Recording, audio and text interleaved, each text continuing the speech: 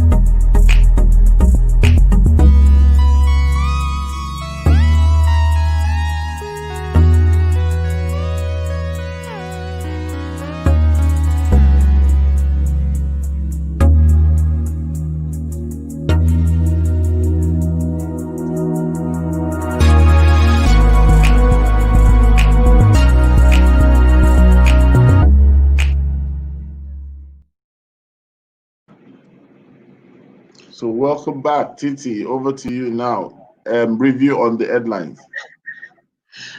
Honestly, like 2 or 3 things caught my eye. I think the first one is Kano to recruit 10,000 teachers. I'm like, wow, where are they getting those numbers from? Where are they going to find the bodies? So 10,000 is a lot. I wonder how they intend to do that. It's a whole lot. So unless 10,000 is over a couple of years, but 10,000, I'm wondering where those people are right now in terms of 10,000 teachers. I think the other one was Niger State sees 2,000 ghost workers on their payroll.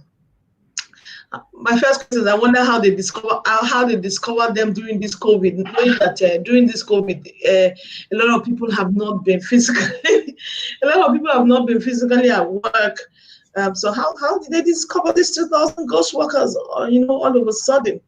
So that's another interesting one for me.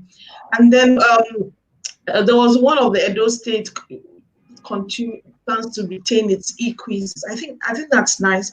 I think the more schools and the government looks towards blended learning, continue to whatever resources they had made available during COVID, just keep them on, continue to encourage people to use them and leverage on technology. I think those are my comments. All right, fantastic. How about KK? KK, do you want to say something?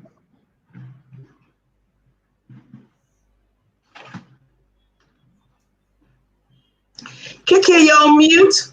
She's not aware she's on mute. Although she had told us that she might not be able to say so much because of the noise. Oh, okay. Yes. So let's have Jude. Jude, what's your take on the news? Okay, I think I love the e-quiz part of it, that it's available. I think it's high time we have this free form of assessment online that students can just go online and take quizzes or take assessments to actually see how prepared they are for what they have read or prepared they are for an exam. So an assessment doesn't have to be monitored per se. So we have this question banks online that students can go straight on, take the quiz and prepare themselves for whatever their exams or whatever they have read for. Okay. Yeah. Then we can now head over to the news. Let me just say good morning to Favor. Favor, good morning to you. And Chin also, Thank you for joining. Good morning to you, Chino. So thank you for always joining us. Favor, also thank you for joining us this morning. All right. Okay. So back to the conversation of today. If you're just joining us, Titi has used almost all our lifelines this morning, but it's still going back to Titi. She can run, she can hide. But you can't hide. And in this situation, it is not going to be easy for your cousin to bail you out. So he who fights and tries to run will be cornered not to fight, not to run away. Good. Okay, Rotimi. So what is your question? We're ready. So the question is on the conversation of today, the topic. Yeah, I mean, from which angle? From the angle of what's your take about the realities or the possibilities, or the realities and the possibilities in our tertiary institutions. We hardly talk about that. I think most times when we talk about education, what takes the center stage is the early years and some level of the secondary school level. But there's a major completing part and component that can actually also boost our learning experience and our capacity when it comes to human capacity and capital development. Honestly, Rotimi, if you ask me, of all the pieces that needs to be brought into the 21st century the most, I would say is a tertiary institution. And I talk about that from a employer of labor. Remember, we've always said that education is not an end in itself. Education is to prepare people for the world. So what happens is that when we look at our current tertiary institutions, they do not prepare the students at all for the world. The students are so unprepared. You know, they seem like they pass through education, but education has not passed through. And I'm talking about someone that does a lot of interviewing, does a lot of recruitment, shortlist candidates. I'm like, where are they? So let me give you a typical example. You interview a candidate for a role. The person came out with a second class upper, and then the person is like bland. What I mean by bland, so you're interviewing someone and you say, tell me about your greatest achievement. And then someone tells you, oh, my greatest achievement is that I got a 2-1. Okay, tell me another greatest achievement of yours. And it's like they don't have experiences. They don't have anything to say to show, skills, to show experiences. When you say, oh, give me a situation that shows that you are hardworking, they struggle. This is just basic. So show me a situation where you had a problem and you were able to solve it. So show me problem-solving skills, and you're talking about it from a situational perspective. Because in the end, like I said, education is not about ticket box. It's not about being able to give the lecturer back what he gave you so that you can get a 2-1. Is that you are learning, you are acquiring skills that you can then use in the world. So it just seems that they go through the university to quickly tick the boxes, please the lecturers, come out with a certificate that says, you know what, I'm a university graduate. Give them something to write, like a short article or something like that. And you're like, excuse me, this person cannot communicate in the written form.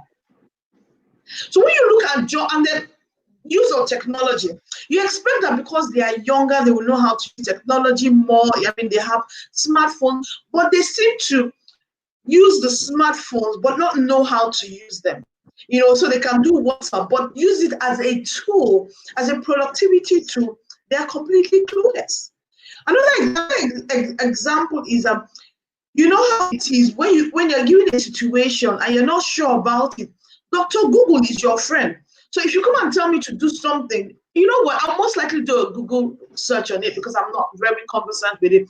And by the time you go on Google, you find so many people that will provide you ideas on how to go about it. So even that thing of, problem solving, use the internet, use technology, use everything that's available as your friend. They can't. How many technology tools can they use? They can't. Because in the end, what people need to realize that a lot of knowledge is now, out there. So what's more important is your ability to use this knowledge, the ability to leverage on technology to be able to produce and create something. So irrespective of where you are, you need to know how to, increase your knowledge from what you started out with. So if you come and tell me something now, and I can go do a research to find out updated knowledge on that, irrespective of what my school had taught me a year, 2, 3 years, 4 years ago. So our education is very theoretical. That is what I'm just saying. Our people coming out from the university are coming out with theories, no practical experience. And then even those that might have a bit of practical experience, is the practical experience relevant to today? So you went to school, you went to university, you studied computer science, but are you learning how to code in the language that people are using now? It's like when I went to university, I always say, when I went to university and they were teaching us computer languages, they were teaching us languages that at the time I was already in school were already obsolete. They were still talking about COBOL and Fortran, whereas at that time in the world, people are talking about C++. Now, nobody even talks about C++ really in coding. So for me, is that we need to realize that we are producing graduates to be able to, go into the world and not just producing them to tick the box. So is the university system very much, part of the world? Because what should happen is that your interns in your year 2 and year 3, when you go and do those internship programs, are going into the world and they're getting relevant experience. They are solving world problems. That's why our universities don't get a lot of funding, because they are not creating people to solve world problems. So that a company already knows that, because these people are geared towards solving my problem, this is the university that should be supported in terms of funding, in terms of grant, whatever it is that they are doing in their university. So that beyond school fees, they're getting funding. There's a robust scholarship scheme. So our universities and tertiary institutions need to come into the problem-solving mode for industries where they are, and produce graduates that can go out to solve problems. I will stop there. I think I've spoken for.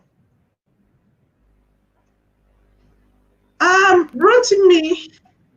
I'd like us to work. I don't even want to finish that statement. There's a way Titi says, you're muted. It feels like I just got strokes on the cake. All right. Well, Rhoda, good morning to you. Good morning. Good morning, everyone. Good morning, CCG, Rotimi. Good morning, Nigeria, Lagos, and the rest of the world. Good morning. Rhoda, you didn't say good morning, Internet. Good morning, Internet. Personified. Okay. That's Jude's invention. We're talking about tertiary institutions, and Titi has already given us a very visual and graphic image or representation of some of the things that we need to look at. And I like the fact that she said the tertiary institutions must embrace the demands of 21st century more than ever than before, because it cannot be just routine and calendar in and out. We need a lot more to happen in that area. And I want to ask Jude then I'll come over to Rhoda. So Jude, okay, you've listened and you've heard in that introductory. Yeah. So what's your perception about, from what Tita said, do you think that the university has a capacity challenge? And when I say capacity, from the skill side of things, and also from more or less maybe space capacity in terms of ability to take the kind of influx that they have. What's your take on that? Like we always say, quality before quantity, right? So if the quality is okay, then we can think of expanding the quantity of students or influx. During my computer science college days, what happened was, according to TT, we were doing COBOL, we were doing DBase 4, we were doing Even Fortran. ridiculously, we were doing Fortran, and I actually did my project in DBase 4 and small, no, QBasic. So it's kind of pathetic, judging from what when we graduated or when we came out to the workspace, what was available. Nobody was using DBase 4, not even the banks. Nobody was using Fortran, nobody was using COBOL, and all those obsolete. But I found out maybe because the lecturers are not vast in modern languages, so that's why we had to do those obsolete languages. So it might be a know-how thing, right? It might be a know-how thing because if, for example, we're introducing new topics, new focus for the universities, how prepared are the lecturers to handle such topics, such industries with the student? Because it's not going to be, we are dealing with adults now. You cannot come and play pranks like you would be in primary school when a teacher does not know it much, so you might just wind the students and they will accept it. So universities, hard questions will start coming up because you are dealing with adults, right? So if the lecturer cannot handle it, it might show incompetence and other things. But the way forward, yes, you I said wanted to stop. I wanted to stop you there. Just to okay, you know what we've been saying about how learning is changing because of the way the world is moving rapidly. The thing is moving from a place where you know it all. The yeah, foundations never really change. The foundation of maths, English, even of programming. The foundational principles don't change. They might change from language to it's still language, yeah, but they but don't change. So the math foundation is still there. it's The still math the same. foundation of So math, yeah, and that's really what we need to go away from. That thing that when you, the lecturer, have to know it all. Remember, look at where the idea is always that the lecturer always has research assistant, research people. The people that are ahead. He is more of a yeah, guy, a guide. The principle, and then he realizes that he's what we not call the expert.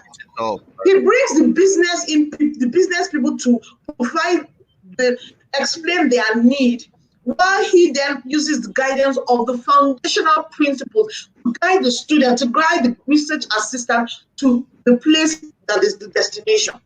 So that's really how it yeah. should be. Yes. Now look at it.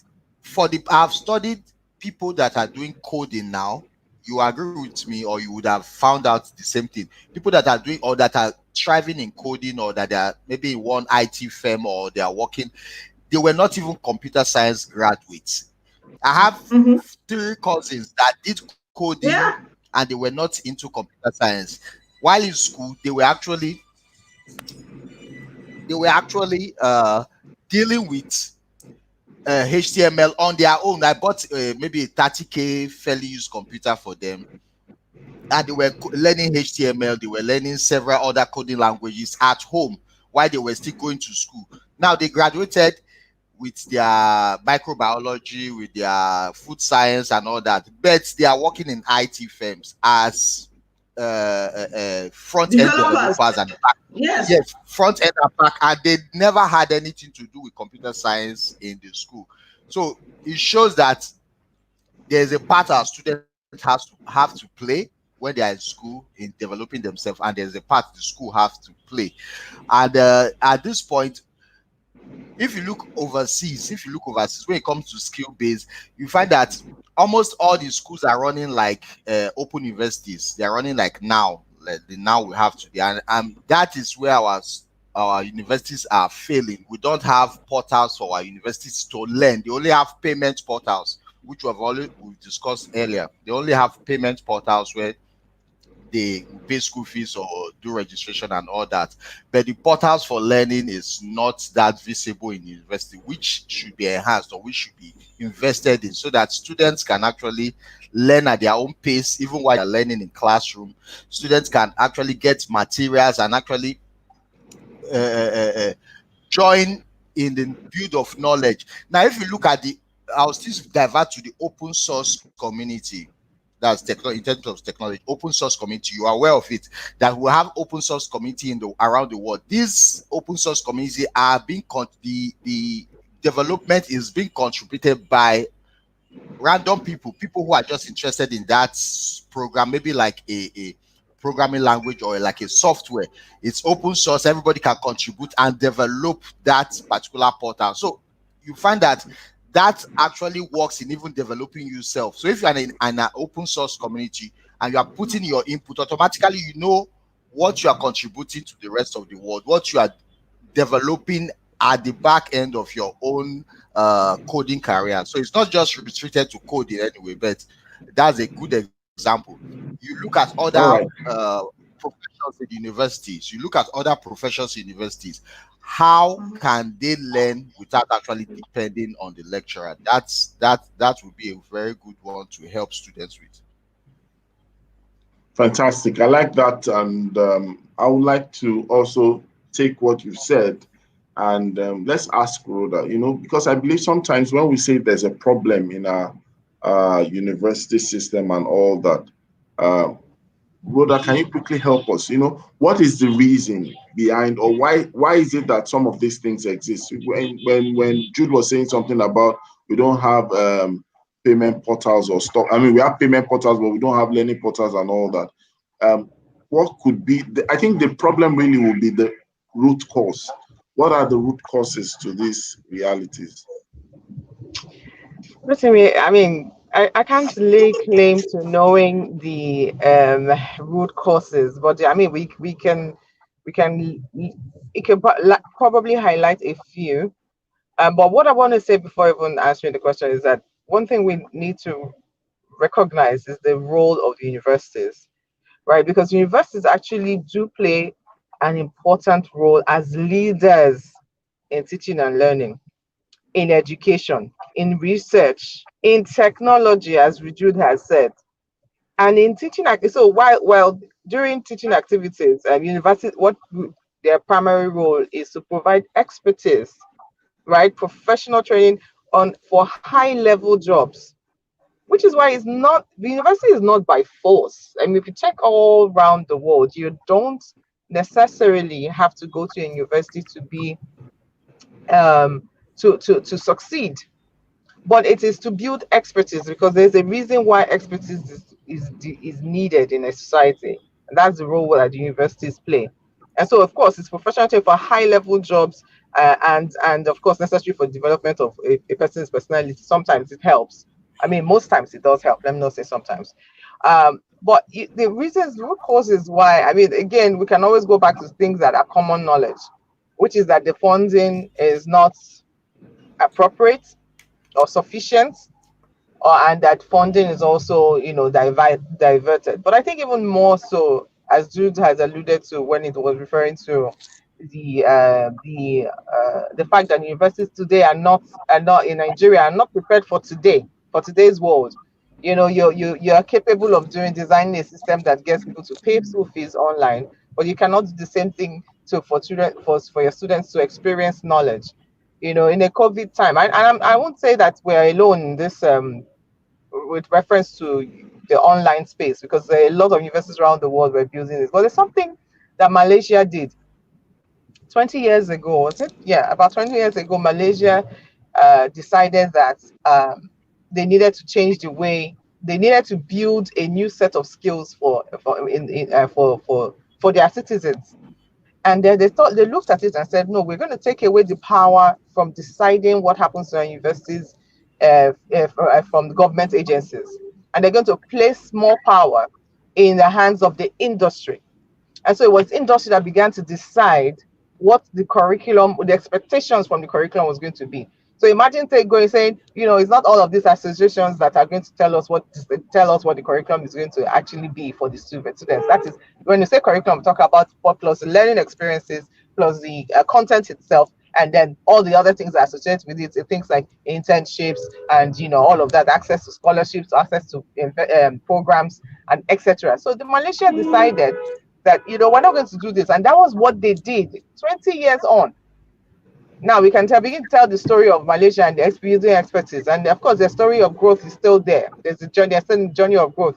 But imagine that decision by a government to take away the power from deciding the skills that the students or the young citizens are going to develop in the universities.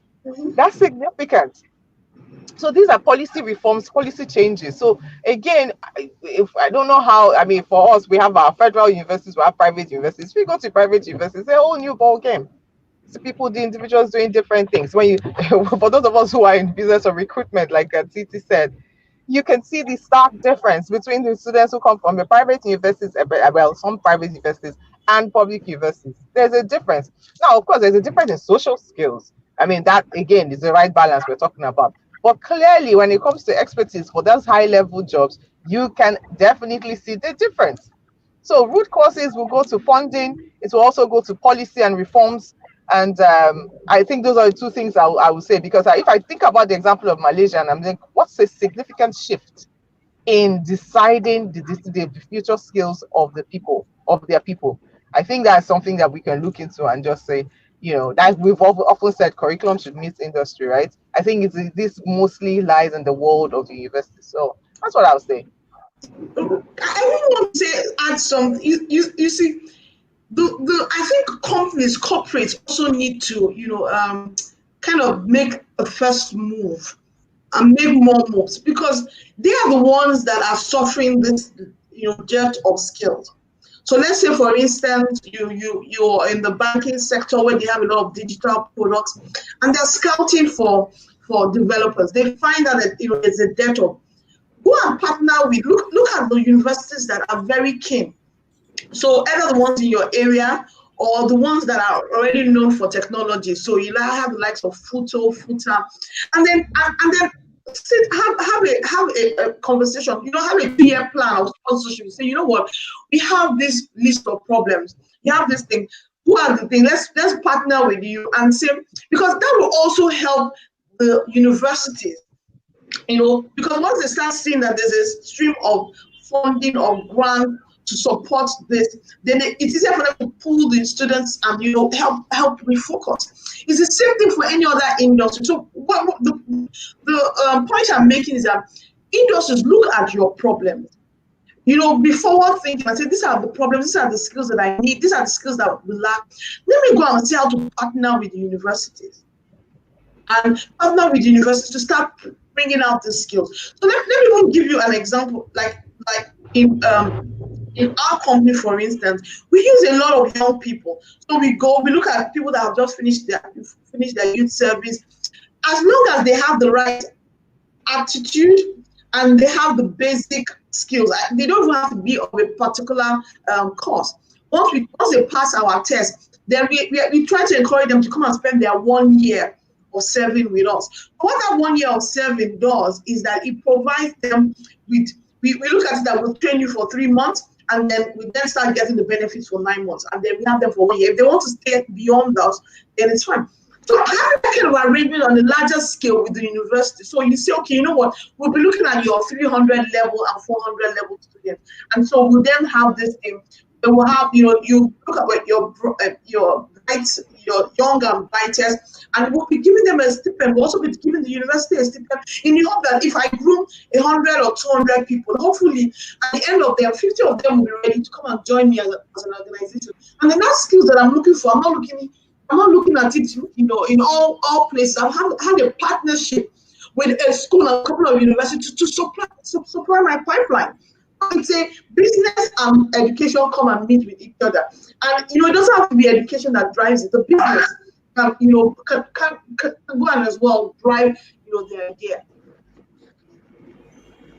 I think Titi, some time ago we talked about research and development. That schools like MIT, they have Samsung partnering with them in developing some products.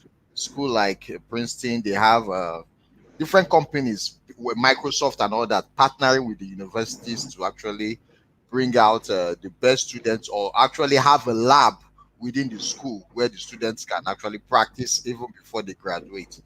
So, which we don't have, because we don't really put more emphasis on research and development in education. So it's going to be a very, very long rope or a long thing for us to come to that point where R&D is so important in the universities that you have companies coming to invest in those departments. Hmm. Yeah, but you know what I personally found, sometimes the bottleneck of university bureaucracy hinders some of these things. Um, you know how in Yeah, Nigeria, yeah, like you would public try and do a training for a public school and see what you pass through to do that. you know Try and how this thing, that's what Rhoda was alluding to when she was talking about, sometimes let's call it what it is. So you come up with this thing, and you have this idea and this brainwave, and some people just want you to fund some of that project that are not in line with your plans. Your win-win situation, and then the thing just comes dead on arrival because some And people are All right. short-sighted. Do you understand? They are short-sighted. They don't yes, see that the success of this initiative will put their schools in a better position, place them in a better position, encourage more funding, begin to set that university apart who in help that the area. student because They allow those, it's all about the student. It's all yes, about they are, the students, but yes. So they now sit on it, the fat cats just sit on it, sit on those initiatives, makes it very hard. Because I, as a small business, really should be able to go and say, you know what, can you, can I just have your people come and be doing their 6 months, whatever with me, train them for 1 month, and then I know that I get value for them for 5 years. I'm paying them a stipend because I'm still a small staff, but I can't yet pay the big salaries of big organizations. And then it's a win-win. So they are getting their students, getting the relevant experience and begin to cause a mind shift in the minds of the students. And when they come out of university, they are better prepared. They know what skills are relevant. They know where the money is, and they come out and they're able to get jobs faster. Look, when people come and do internships with me, I immediately can see their mind shift. They come in thinking all cocky because they are very brilliant students, but they are brilliant in and academics, and they go out with a different mind shift. So when they are even trying to see what skills are important, they begin to realize it's not more about ticking the academics box. What Jack Ma your said, grade. Jack Ma said, I'm happy with my son not being the best in the class. I'm happy with my son not being in the top, because in the end, I'm more focused on him acquiring the skills. I'm not. It's not about him, coming up top, first class. No, it's about him acquiring the skills. All right, let's take this comment from Nana. Do you want to read the comment? Nana. Okay. We need to come together and build an institution that will cater for innovative and needed skills. A BCBA ends in six figures, so we shouldn't be left You have to tell out. what a BCBA is. Yeah, it's the next Okay. one. You will see it. You see the next one. We'll continue. The board certified International. behavior analyst. Okay. International companies are offering jobs to people who have these skills. Students do not have to travel out of Nigeria to acquire high quality skills for well paying jobs. You are, I can, okay, She you wanted to can say you and become I. the cat. You and It's you, I. it's you and I. Okay, you and I can become the catalyst for this change. I am only using ABA as an example because I am in the field. Great, Nana. Thank you. So, one from Nana again. One of the key points TT raised is very important to ponder on. Our third level institutions do not keep up with the educational innovative requirements. For example, no institution in Nigeria has made allowances for training behavior therapists at a master's level. This is needed for us to have a BCBAs to serve our children with special needs and behavior challenges. Nigeria presently has only one resident BCBA, board certified behavior analysts. That's BCBA. Yeah. Jude, Yes, I've finished reading. continue now. We are on comments right now. Okay, I'm not okay. Okay, Nigeria kids, quality before quantity. Yeah, quality before quantity. Yours truly. Next. Okay, Mr. Rotimi. Okay, quoting TT. The tertiary institutions must embrace the 21st century demands. Very true. Very true. Next. Next.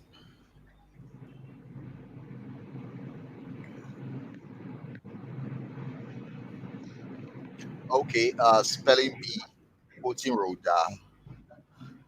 Curriculum should meet industries. Very true. Mm-hmm. That was a mantra. Curriculum should meet industry. Educators, quoting Rhoda, root causes, funding, and policies.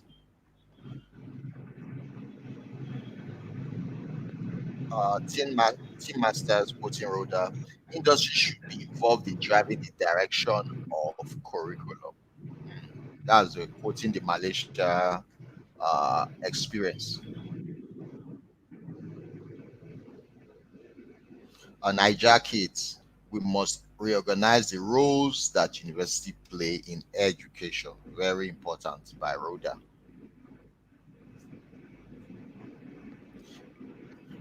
Mr. Rotimi, quoting Rhoda, universities play an important role in the place of teaching, learning, and research.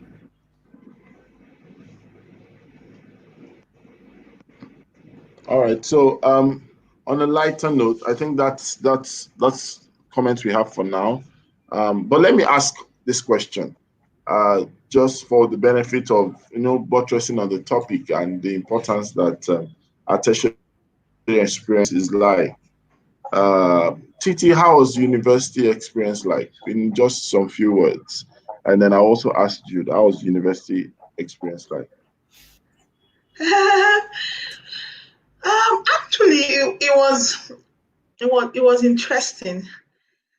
So I think for me, it was really about we go for lectures. You have some people that will give you tutorials to try and have an idea of what each lecturer likes if you want to pass. Each lecturer had his style. Each lecturer had his style. But I think the real thing was that we were reading courses that we had no practical experience. So I studied engineering. I think apart from my IT experience, I had no real practicals. Apart from doing engineering drawing, I don't want to call that as practical. So I even studied mechanical engineering. I even studied mechanical engineering. We didn't really have a mechanical lab. Even we didn't use inside. So we did more of just sit down, take lectures. My friends that were studying computer science, we didn't even have a computer science. We didn't have computer engineering. We didn't have a computer engineering lab. We didn't have computers. I mean, in those days, your projects, it's on typewriter that the person typed it out. The first time I even came into contact with a computer was really one that was bought by my sister. So my sister had, she had studied computer engineering. She had relocated out of the country, and she was working in an IT firm. Then she sent home 2 computers. So that was our first, seeing a computer. So we then had a computer at home. These very bulky computers. It was the day of 3.5, 5.25. For those of you that know, you know. Floppy disk. Floppy disk. Floppy disk. Before we are now having flash drive. Yeah, those of you that know, and that was it. So even the use of the computer, I learned it on my own. So she sent it and sent a couple of books. So I then sat down, went through these, books for dummies, and then now came up with the idea to do computer training courses for my friends because during that period we're on strike. So I would jack the book at night and then do training for my friends in the daytime, and they were paying me. And then my other sister was our marketer. She would go looking for people and we would split the profit. So I would jack the book at night and then train the people. I would jack the book, practice the movement at night, and train maybe 2 or 3 students or 4 students that we had.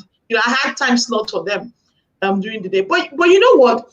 Those skills of being entrepreneur, those skills of being a problem solver, those skills of not knowing something but going to find it out, I mean, those are the things that I still use today. So that's how university was really. So we what we really learned was the theory of things. We didn't do any practical. We didn't do any practical. It's good enough for you to come out, with this kind of statement that sometimes the downside and the downside experiences shaped you. Unfortunately, if we were able to deliberately use this, it would have become the way we have NYSC, the orientation camp. It's designed that way to help people, prepare for life. So it's different from that. It was just happenstance, because then a lot more people can benefit from it. But what happened is that a lot of people just found their own way, and sometimes some ways were not necessarily constructive or were destructive to some people, just to get by, especially when they felt the most important thing is what you come out with from university. All right. So Jude, what's your experience like? Share with us a little bit. Okay,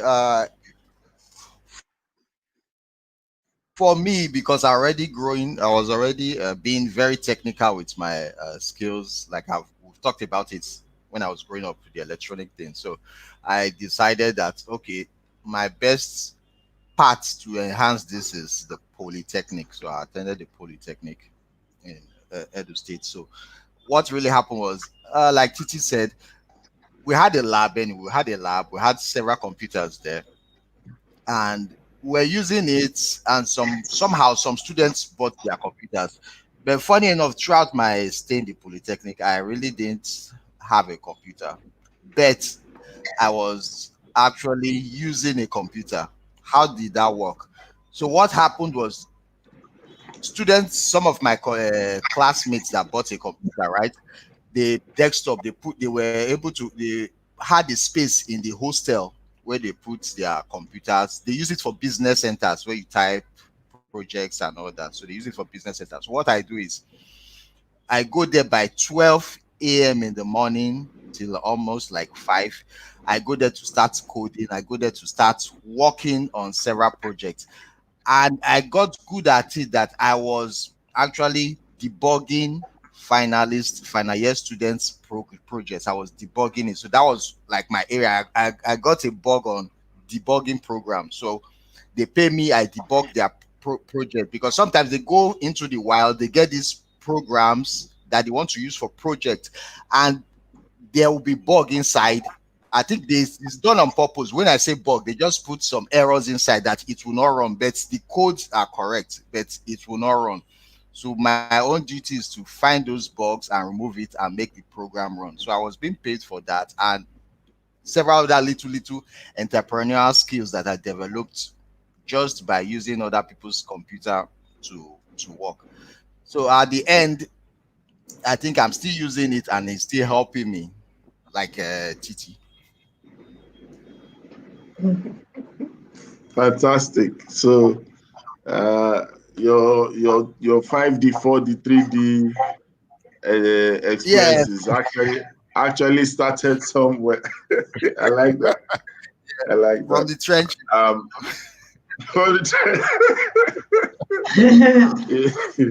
interesting.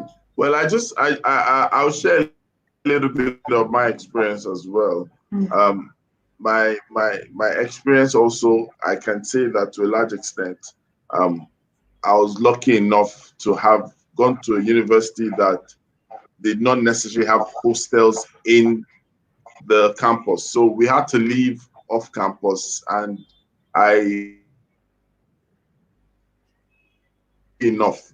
You know, different people, different cultures. You know, you have sometimes, you know, you have neighbors who have different philosophy of life.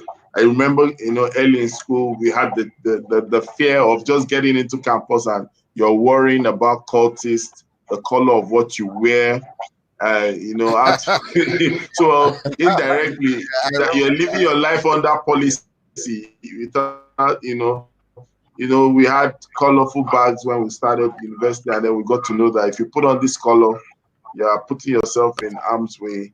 And then later on, the kind of eating and food, you know, that's when I knew that you could, you know, you could go 5 a.m. to hunt for snails instead of going to the market to buy meat. You know, just look for snails under the block and around those kind of things. Titi, don't say anything because I've seen your face. Don't say anything. I'm trying not Don't say to. anything. But really, the exploration and adventure side of me really found expression just um, going to university. Like also everyone, lecture was a hell because you had a small room that had so many students, you know, sitting in, and we are just there so that if there was anything called continuous assessment or test or attendance, we're going to write.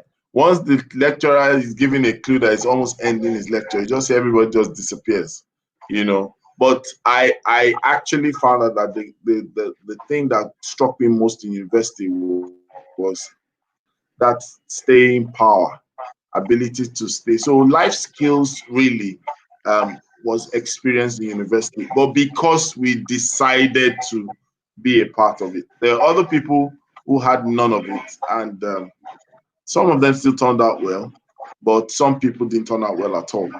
You know, so I believe that the university, the tertiary institution, is a finishing uh, how do I put it? It's a finishing dimension or is a finishing phase in the totality of education. And we must be deliberate as to how to create that experience. So this last question I would like to ask Titi is Mm. this. Why did you do? I'm listening. Okay, so the last question I'd like to ask you is this. What would be if you were to have a vision or you were to cast a vision? What would be Mm. that vision 2050 for the tertiary institutions in Nigeria? In 30 years' time, what should be what should our tertiary institutions be like?